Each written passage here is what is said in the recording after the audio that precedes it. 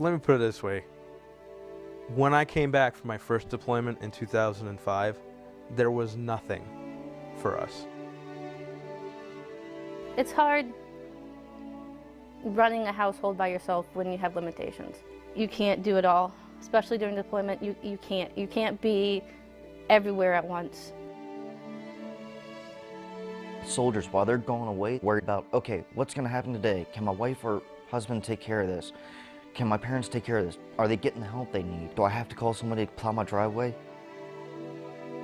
We found out that the military is really good at turning citizens into soldiers and training them how to be vigilant, how to be good marksmen, how to protect themselves. And as good as we were in one direction, we had little to no expertise in the other. It's very, very difficult for a lot of the service members coming back.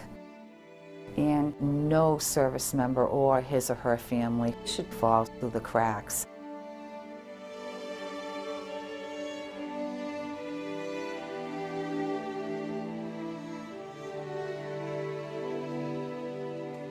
In the fall of 2004, I had the great honor of being nominated by then outgoing Governor Benson to become the Adjutant General for the New Hampshire National Guard. What we called natural care providers were doing a good job for us, but we had no organized program to make sure that people got engaged in this process.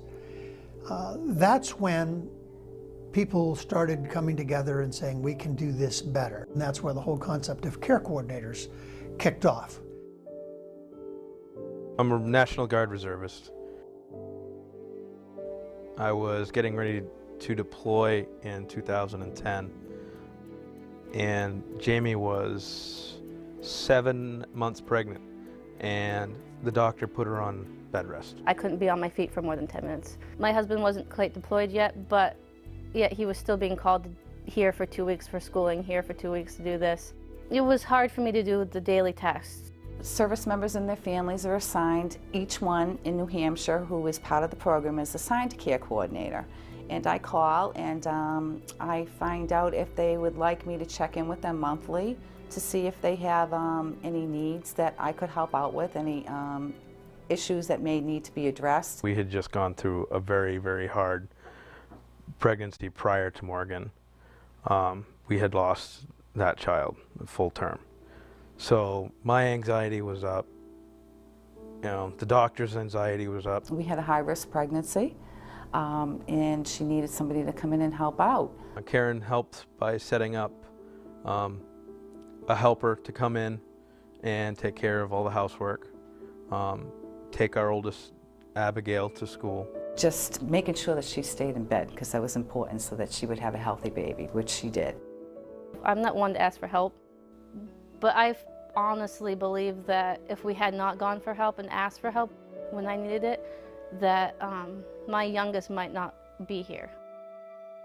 The program is available as long as it takes for that service member to say, I don't need your help anymore.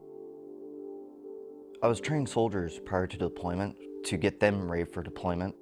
So given that it was my second time getting ready to leave again, it wasn't that big of a deal to me. But now that I had a little toddler roaming around the house, my biggest issues was, all right, how am I gonna get help to take care of my son? How's my wife gonna get help now that I'm gone? Who's gonna do all the labor, all the repairs, and help the load of taking care of my son? And the more I was able to send emails back and forth to Karen, I felt a lot more comfortable and relaxed and easygoing and able to say, hey, this is what's going on. I'm having these issues. A phone call to somebody on the staff who's looking at the larger picture is able to address the problem, whether it's a food card, paying a rent bill, buying a load of heating oil, authorizing a car repair, those kind of things that keep people on track before they fall off the track. It's very, very difficult for a lot of the service members coming back. Some of them have no jobs, so they're collecting unemployment. Before I came home, I didn't have a job or anything, and I was worried about financial stability, what I was going to do with my family, and Karen helped me get the ball rolling. He had emailed me and told me that he already had a couple of leads. He had a plan on how he was going to interview and be able to spend enough time with his family. She made sure I was able to get to the VA, get my appointments, still able to come over and help me with my son. And he did find the job. And I'm just very, very proud of Chris and all his accomplishments. It's an ongoing challenge. There's a tendency to think the war's winding down. But remember, this is a deployment cycle support program. Deployment cycle is from moment of notification and there's no other end. It's that magic of outside of the DoD system, great cooperation and quick ability to solve problems. I'm very proud to be a part of a much bigger team that is concerned about our soldiers. I'm the most stubborn person you'll meet. I'm not gonna lie. But you know, when you need help, you need help. You gotta ask. And it's a great program to be able to ask help. It's very beneficial to your soldiers' hearts and minds. Just to get that extra help and add support means a lot more to the soldiers than you realize. Veterans Count immensely helped us as far as being able to concentrate on our kids and made it so that we could spend more time as a couple and with our family. The service members and their families have sacrificed a lot for us, and it's the least I can do, or the least I think any of us can do, to be there for them, to make sure that they have everything that they need. They're worth it.